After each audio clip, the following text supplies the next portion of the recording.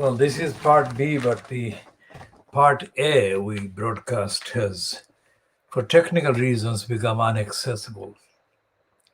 So this is the Khoodeelaar television channel being broadcast only on the internet at 10:15 hours GMT on Thursday, the 15th of July, 2021. What the Times front page is saying is a vindication of what we have been saying in relation to the government's statements about the COVID-19 made since the beginning of the recognition of the fact that COVID-19 had appeared in Britain in February, March 2020.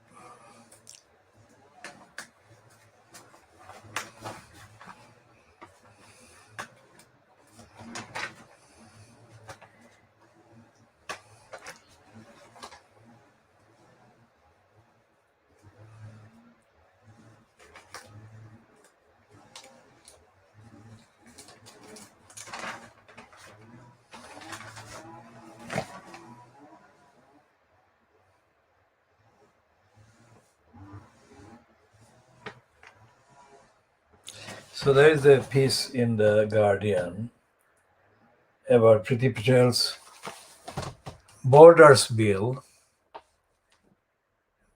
and the piece written by Daniel Trilling, or byline to Daniel Trilling, who is described as the author of Lights in the Distance, Exile and Refugees at the Borders of Europe. And it says, Patel's Borders Bill may look tough, but it solves nothing. And it says, we are living at a time when displacement is a major feature of life on this planet.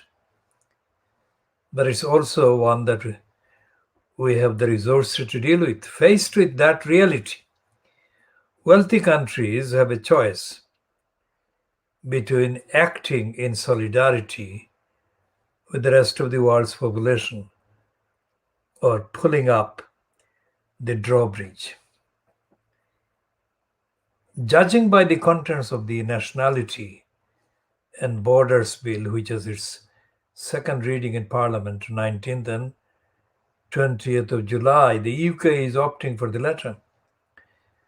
Although trailed by the Home Secretary Priti Patel as a major reform of the country's borders immigration system, its main effect will be to add an extra dose of cruelty to the existing arrangements. All these words, including cruelty, what do they mean? What do the many make of the word like cruelty?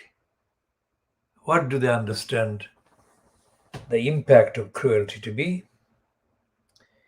Do they recognize that cruelty is not only life changing, but that cruelty is a life destroying weapon? Although it is administered in ways that conceal the rampant, raging impact. Cruelty is administered in day-to-day transactions and behavior and contacts in ways that really hide the impact of cruelty. Cruelty is not, of course, applied or perpetrated with equal severity and with equal volume or amount to the targets and victims of cruelty. So cruelty, as the Daniel Trilling piece in The Guardian today says, is contained in the Priti Patel Bill, Borders Bill. But do the members of parliament, even those who voted against or will vote against it, or have spoken against it, do they really recognize even the presence of cruelty in it? And if they do, what do they mean by cruelty as experienced by the targets of cruelty? Of course, cruelty is what the people experience when they undertake the excruciatingly painful, frustrating, emotionally absolutely unbearable series of journeys, as they undertake the journeys caused by hunger, famine, starvation, insecurity, violations, and violence. They experience and suffer in the place of their origin and on the way. Along the way, in many of the locations they have to cross and pass and travel through towards the all consuming kind of destination that they actually plan will give them relief and freedom from all the sufferings and all the pain and frustration. Cruelty, if it is being used just as a part of the contents of a statement by somebody who is not experiencing cruelty, is not the same as the cruelty being suffered by the person in each case who is experiencing cruelty. So cruelty is not just the cruelty meted out to the victims of rejection and obstruction of asylum efforts, refugee asylum efforts. Cruelty is being dished out and perpetrated and foisted on targets of cruelty among the people, among the many. In the context of the parlance, the vocabulary associated with Jeremy Corbyn, the many. Many of the people in the many perpetrate cruelty to one another, or many of the people in the many perpetrate cruelty to others. Now, how does that work? Or that is to say, how is that perpetrated? So, for example, decisions made by the decision makers in the Department for Deprivation, Want and Poverty Creation, that is to say DWP, to impose sanction against a particular claimant. Let's say in the period when the DWP was fronted by Ian Dracula Duncan Smith, to inflict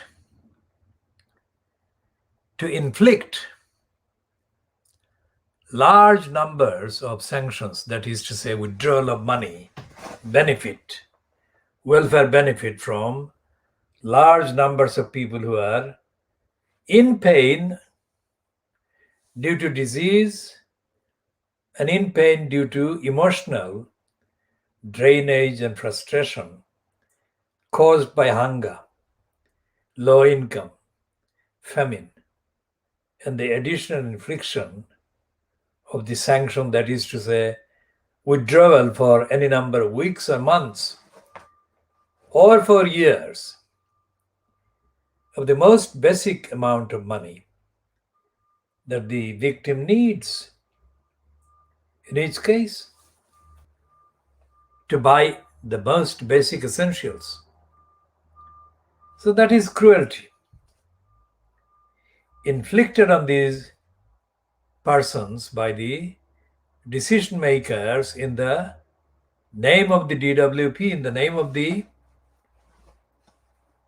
incumbent at the time called Ian Dracula Duncan Smith, and in the name of those who followed in that post, followed the Dracula Duncan Smith. Does it matter whether the makers of the decision belong to a political ideology or not? Does it matter whether they belong to an ideology that is being pursued by an identifiable political party in power, for example, the Conservative Party, or whether they are not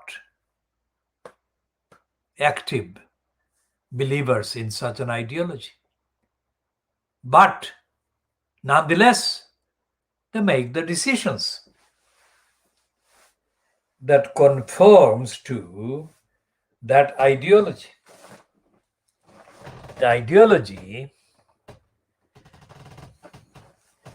ideology that actually consists in the depriving of the most deserving claimant of the most basic amounts of benefit. Yesterday's Daily Mail, for example, ran a story about David Cameron having been paid by Green Seal, which employed Cameron as an advisor, £28,000 an hour for his advice. What advice was he giving? What possible advice could that be that gave him the entitlement to £28,000 per hour of his time given to the job? What was the advice? What could he advise? What could he advise Greensill about, and how did and could anyone in post or in place as a legitimate maker of a legitimate decision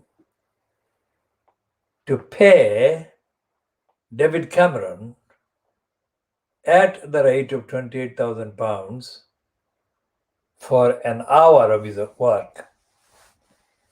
What did he do by way of work for that hour?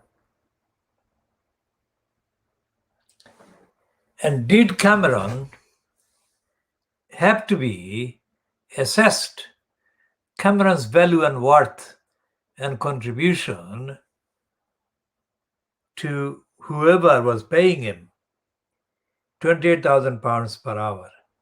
Did that have to be assessed by objective criteria and standards, neutral criteria and standards?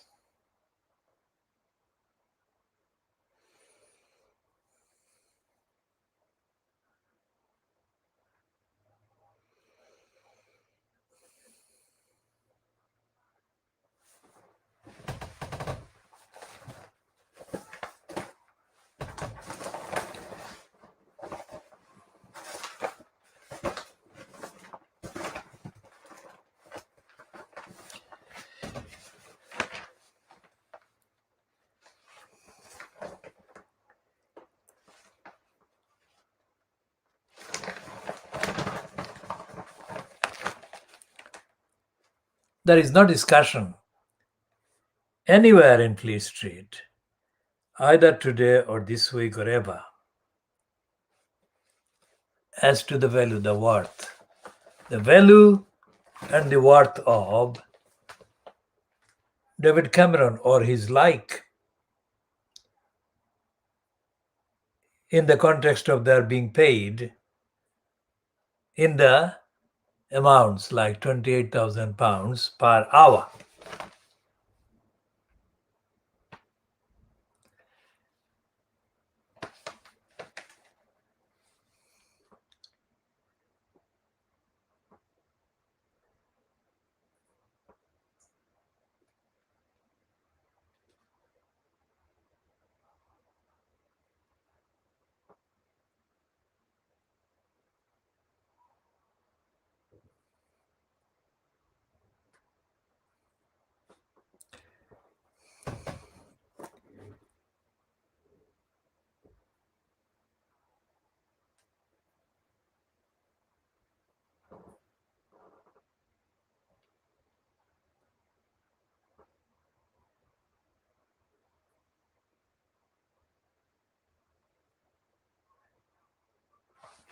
When the Times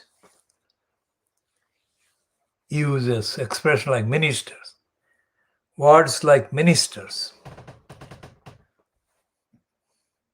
it doesn't include the criteria on which this word minister is used, because the minister invariably is a term that the Times and the likes of it use in an elevated form, in a sense that elevates the individual described as a minister to a moral status, which the Times and the likes of it deny ordinary people, because they attach to minister qualities and values that don't actually really exist, can never exist. A minister is being used, the word, the concept, to denote and even connote qualities of virtue, benevolence, generosity, selflessness, kindness, compassion, that none of the ministers actually possesses, or none of the persons being called a minister possesses or could possess, because they are not appointed because of the qualities. So by stealth, by deception, by dishonesty and fraud, the Times is giving them this wrong, undeserved, elevated status. That's number one fault. And the second is the concept wrongly used by the Times in the same editorial, justice delayed. This is about Northern Ireland. And a lot of this so-called editorial is stuffed full of references to the Truth and Reconciliation Commission that was established in South Africa, probably by the involvement of Desmond Tutu. Even in South Africa, the Truth and Reconciliation has not revealed the truth and has not produced the reconciliation. And to use that comparison and to apply that truth and reconciliation terminology in the case of Northern Ireland is factually, evidentially unjustified, and in the context of the history of the British occupation of Ireland and the British violence on the people of Ireland, is factually unacceptable and unjustifiable, and morally totally doubly aggravation and wrong. I mean, what the British occupying regime in Northern Ireland did was not done in secret. It was done openly. And all the worst evil of empire and imperialism, and racist empire and racist imperialism, have been foisted, inflicted on the people of Northern Ireland.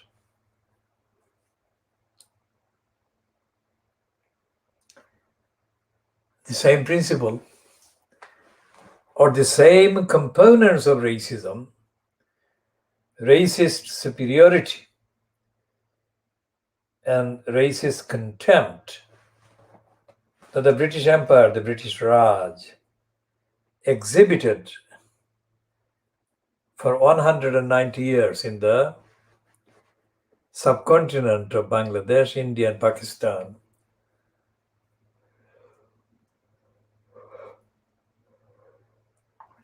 all the bad elements, all the bad factors were exhibited in Northern Ireland. And they were exhibited without any pretense otherwise. And now,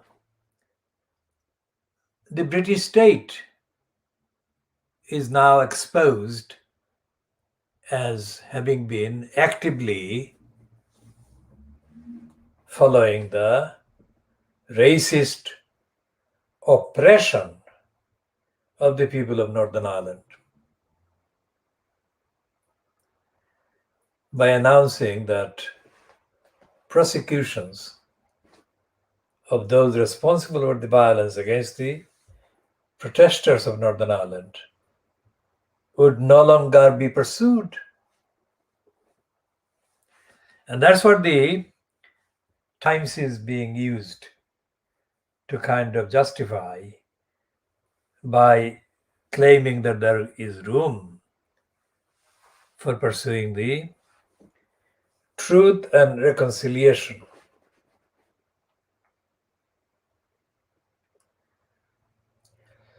Racism is not just against one particular race. Racism is also engendering, that is creating, the evil tendency and propensities among the victims of racism, tendencies and propensities to hate their own race, their own ethnicity, their own faith, and their own kind, which is the syndrome, which is the evil tendency that was engendered by Thomas Babington Macaulay's Minute on India, which meant that millions of Indians in the pre-1947 India were degenerated into thinking that their own kinds, their own faith groups, or members of their faith, their religion, their ethnicity, their culture, members of their culture, their faith, their ethnicity, their religion were inferior to one another.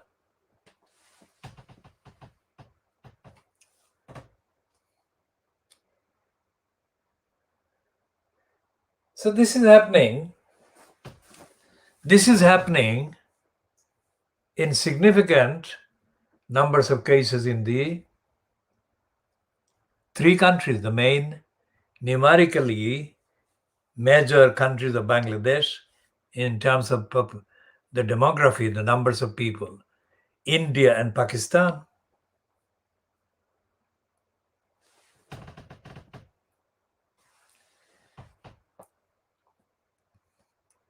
So the concept of universality is not active in Pakistan, Bangladesh, or India. And the distortion, the perversion of the original languages and cultures and religions, the perversion kind of introduced by Thomas Babington Macaulay, or given the kind of expression that Macaulay gave,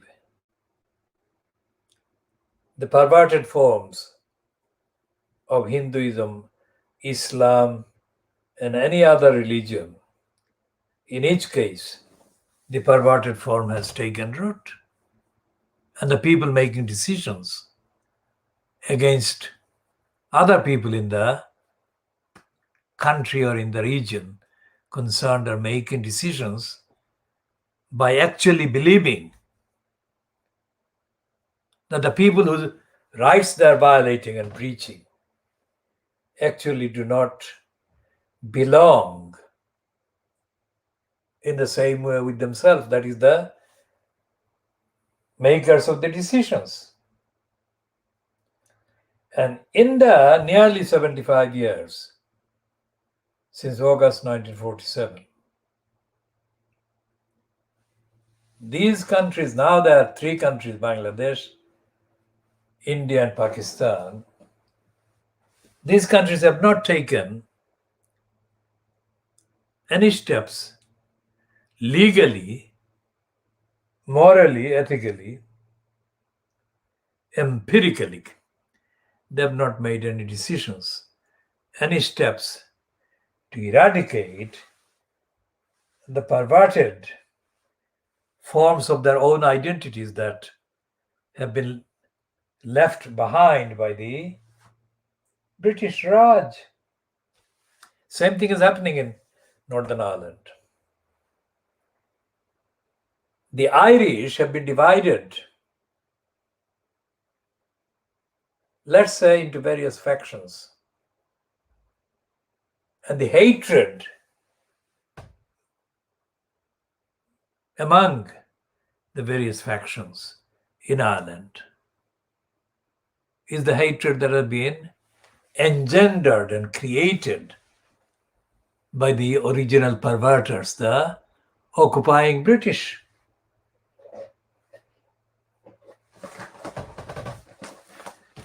And that is not being dealt with by or acknowledged in the Times, by the Times.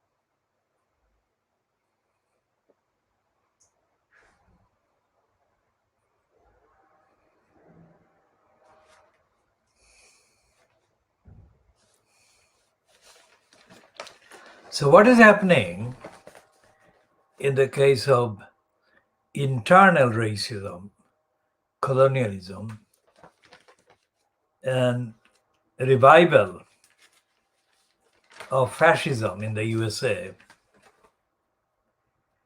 is parallel to what is happening in Poland, with the constitutional court, so-called, being in conflict with the European Union about the status and the role of the judges and the concept of the separation of powers in Poland.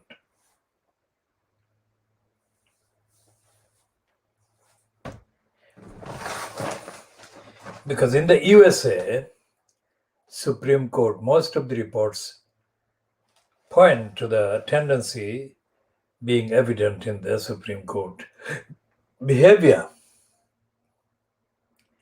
moving to the right.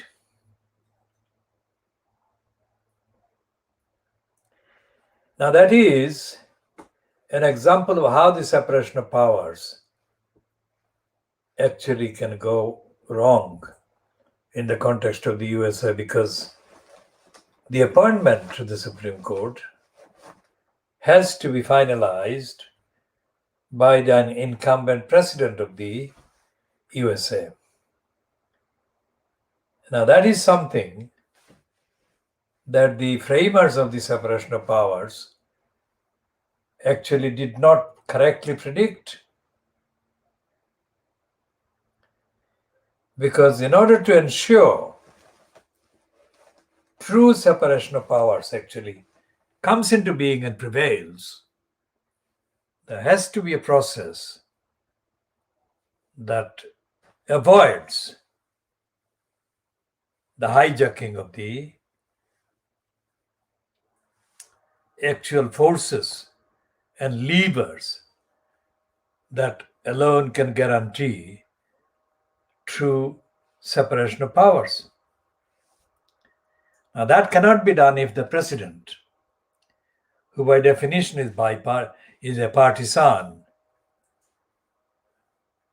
person, if the president as an individual is given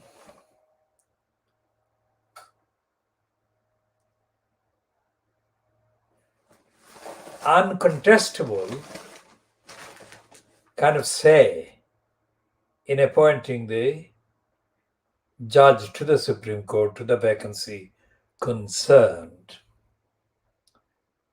then the president can do the wrong thing by upsetting the balance that is absolutely essential for the establishment of separation of powers, which cannot come into being if the president is allowed to make appointments that can, by definition, unbalance the equation. So this is something that I'm doing. This is not something that the Harvard School of Law is doing,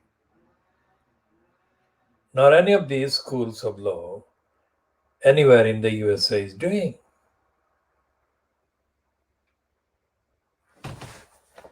And the equivalent, the counterparts of the dilemma, constitutional dilemma, posed by the Polish parliament and the Polish constitutional court and the Polish regime now in place, and the Boris Johnson landslide victory that he was given by Jeremy Corbyn in December 2019. These are causing problems that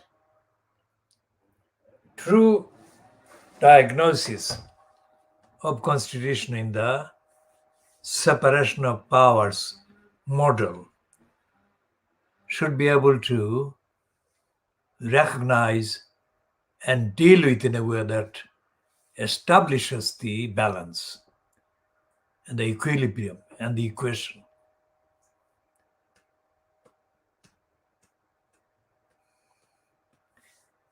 The new Europeans post about shadow populism that Boris Johnson is identified with, or identified as the personification of. That hasn't happened by accident. That has happened by the political suicide of the Labour Party that Corbyn committed and the political murder that Starmer has perpetrated. And Fleet Street completely and utterly, absolutely shamelessly, and dishonestly and stupidly left powerless.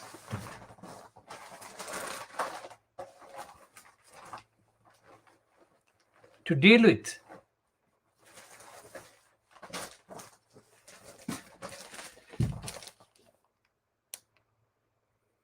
This is the set of populism of the Boris Johnson. That Alistair Campbell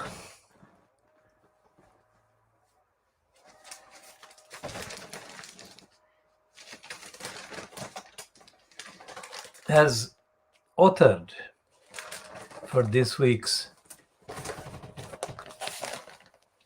That is Campbell's piece within the New European. And what is Campbell saying?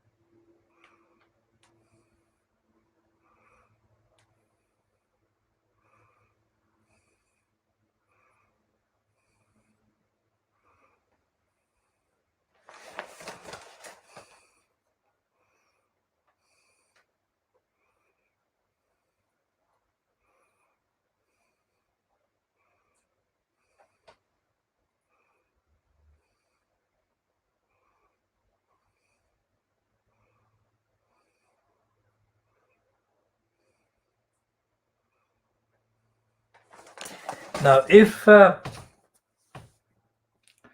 cruelty,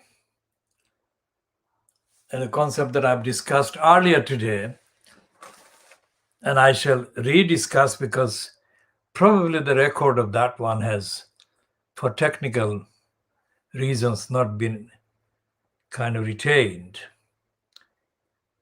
The people who make the decisions affecting other peoples, and I'm referring to the people among the many, ordinary people making ordinary day decisions, but decisions that are actually painful and cruel to those who are affected by the decisions. And that is what this Alistair Campbell is talking about, shadow populism.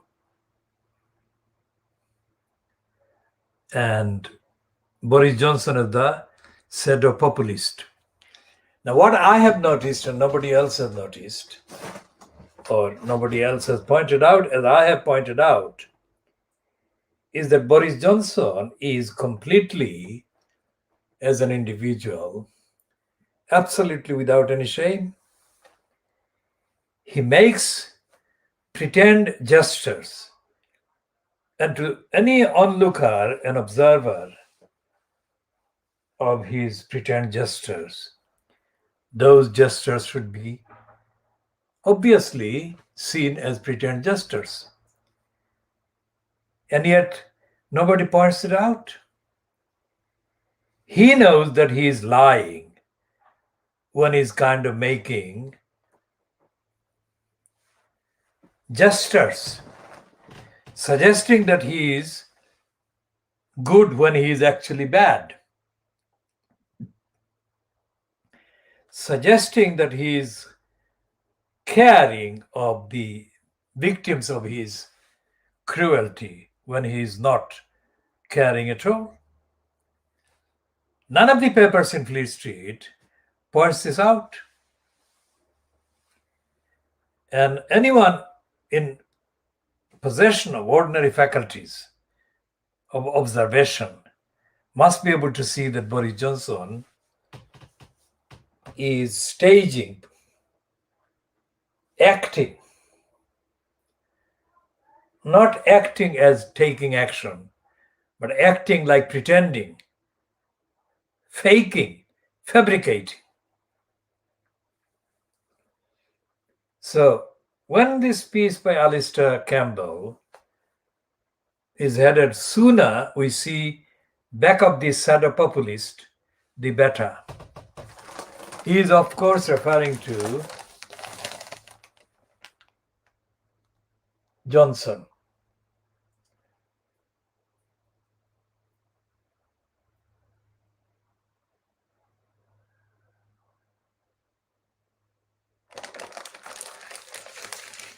When he says that, of course, he's talking about Boris Johnson's lies.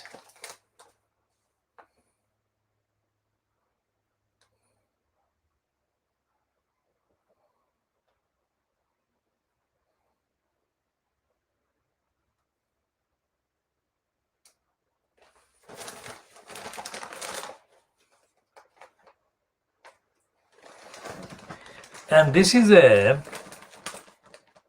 deliberately lying individual.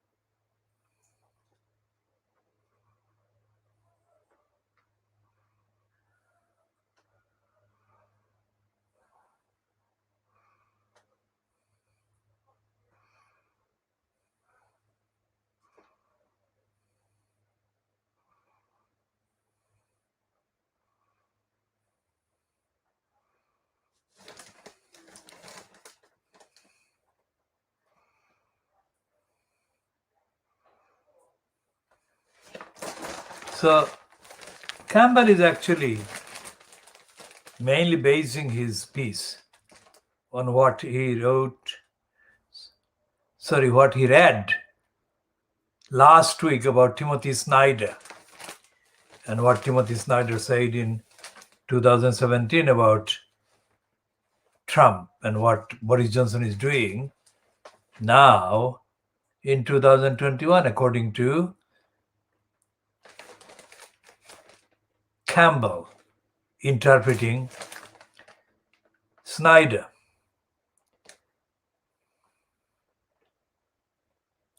So he says, within quotes, how can you possibly govern by hurting the people who put you in office? Question mark within quotes. And this is Alistair Campbell. The answer, Snyder suggests, reading again, the answer Snyder suggested is that you fuel fear, anger, resentment, hate. But you make people feel better by making sure they know others are far worse off. And you create blame and division between the various groupings. Shadow populists do not ask, how do we make people better off? But how do we revive enmities, discrimination, and racism? They are reviving them by trying to teach white people they are doing better, or they are better than blacks, Hispanics, Muslims.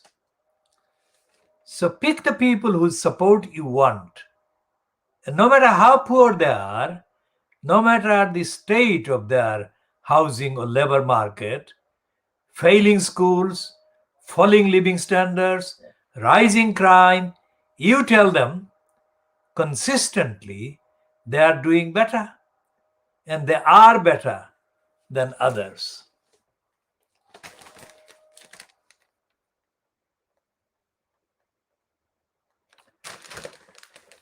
So that's where Campbell is saying that. And as for the problems you have, they are not caused by you, not the government, but by others. Mexicans, for example, closer to home, Poles and Romanians, Gypsies, welfare scroungers, Brussels, bureaucrats, you know the list, and of course the Muslims. Compare with how democracy usually works in this country, said Snyder. Two parties with some vision of the future. One party says, we will make the future better than this way. The other say, we will make it better this way. What it does is produce the future. Shadow populism breaks with that approach, he argues. It stops talking about the future. It removes the future as conversation. It loops back to the past, back over the decades. Not make America great, but make America great again. Or bringing it to Britain once more, take back control. Several post-war decades in the US, said Snyder, were domestically defined by three things. The gap between very rich and very poor was closing. The unions were stronger. Education services were improving. If you were seriously thinking about making it great again, you would redistribute wealth, improve education, have stronger unions. Nobody is doing that. Trump's policy program was sadistic because it was specifically designed not to make the people who put them in White House better, but worse. Tax breaks for the rich at the expense of middle and working class, removing health care from the very people who put him in office, from the Midwest. The last thing they need is less health care. That is deliberately designed to administer pain in American society, said Snyder.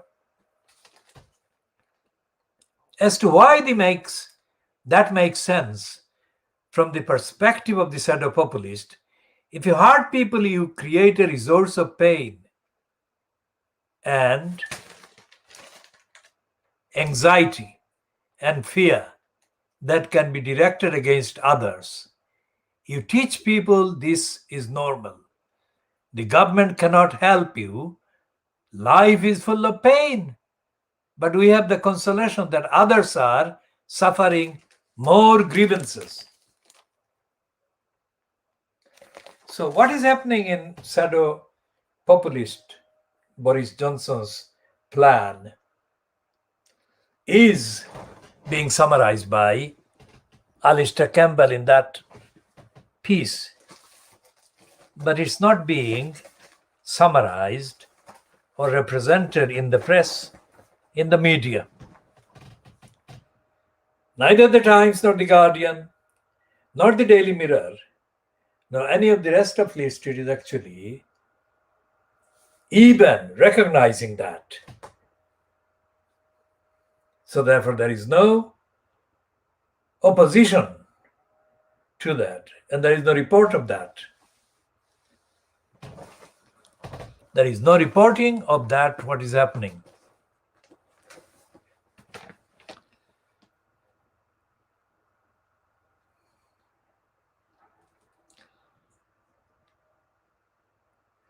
Now, the Sun is saying the scum that is the Murdoch scum.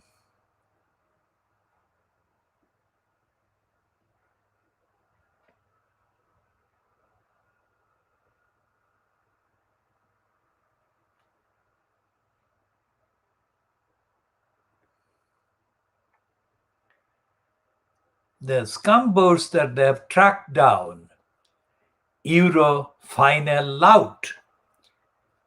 Now, the scum is not talking about the racist lout. Remember that we have talked. So this is the scum boasting that they have tracked down the last Euro final lout. But that's a lie. They're calling him a jackass, which is correct, but they're not calling the racists out.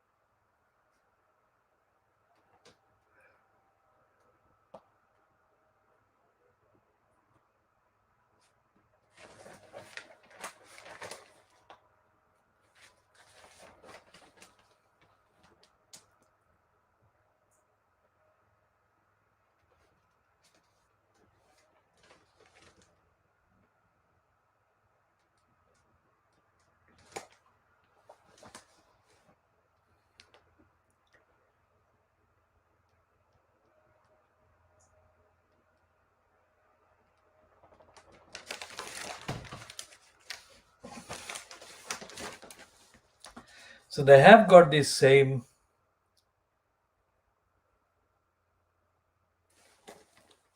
item about the Lava Island Laura being paid £50,000 a minute.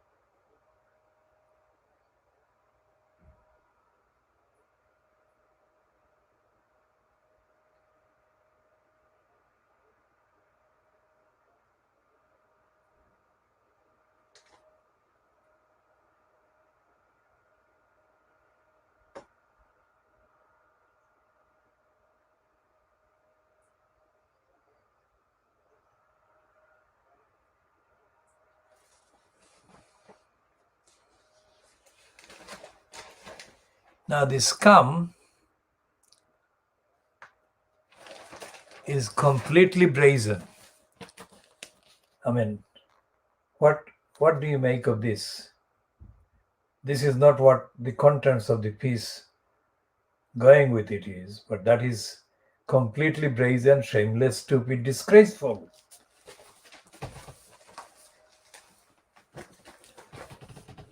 That is how they're selling. So this is double pornography by this scum.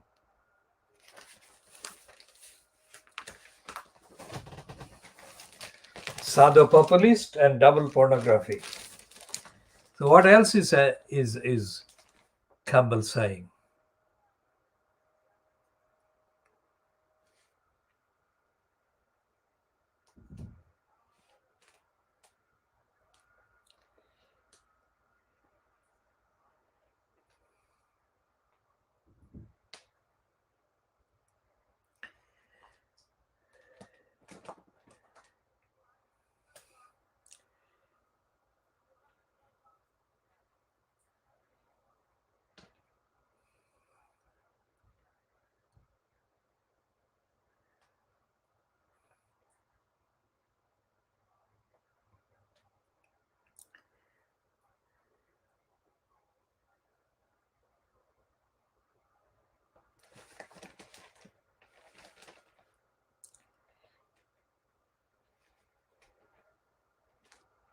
Now this piece is about the blaming of a problem called voter fraud.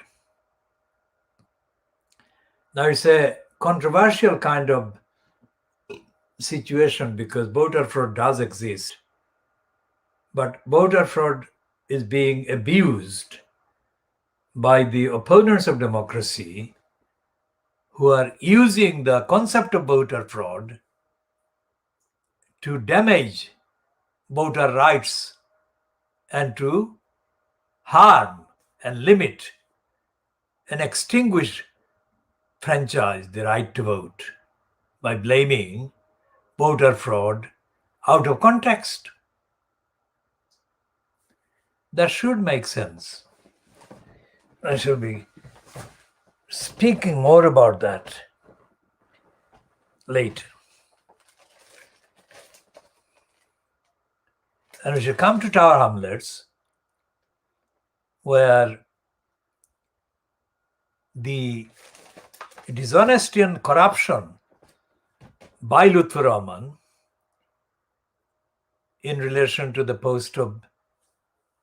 corrupt post of elected mayor. The reason why I have been opposing the corrupt post of elected mayor in Tower Hamlets since the beginning, since the beginning of the corrupt plot to foist the corrupt post on Tower Hamlets that began in 2009 and 2010. The reason I have been opposing the corrupt post of elected mayor in Tower Hamlets is this,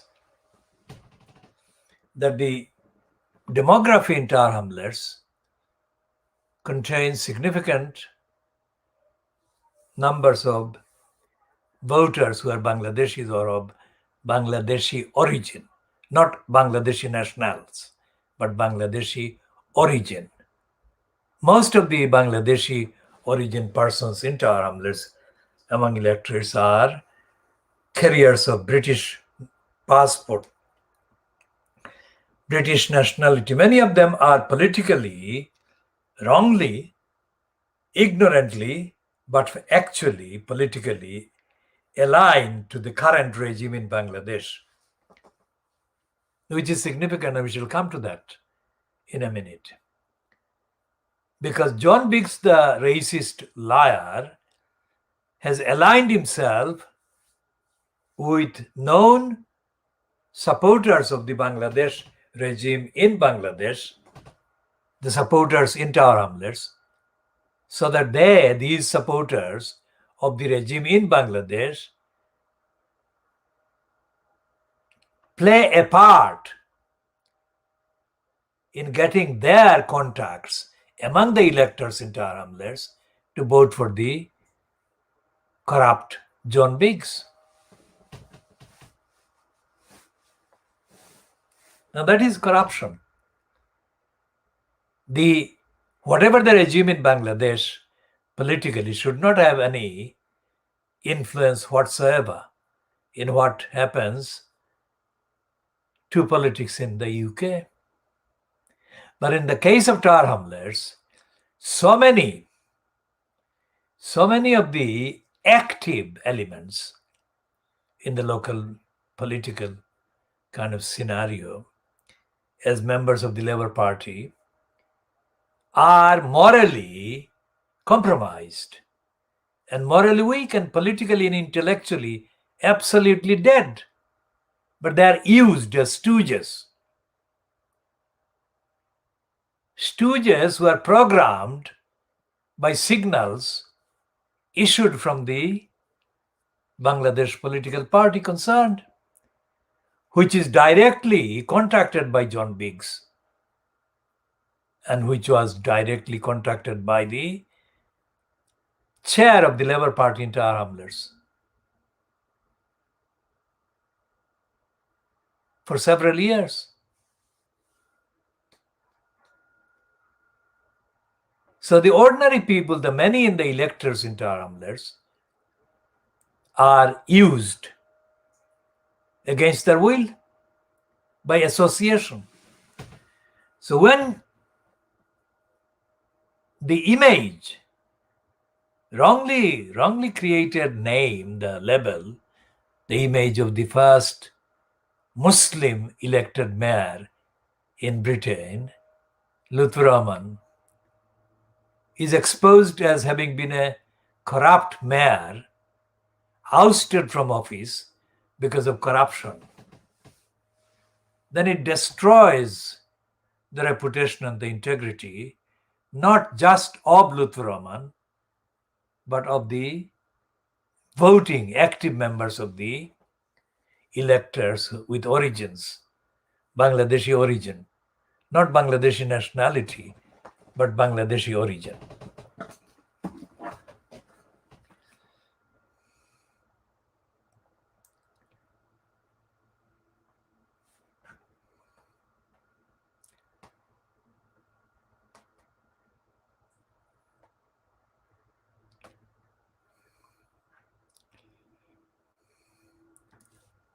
So we shall be talking more about all of that.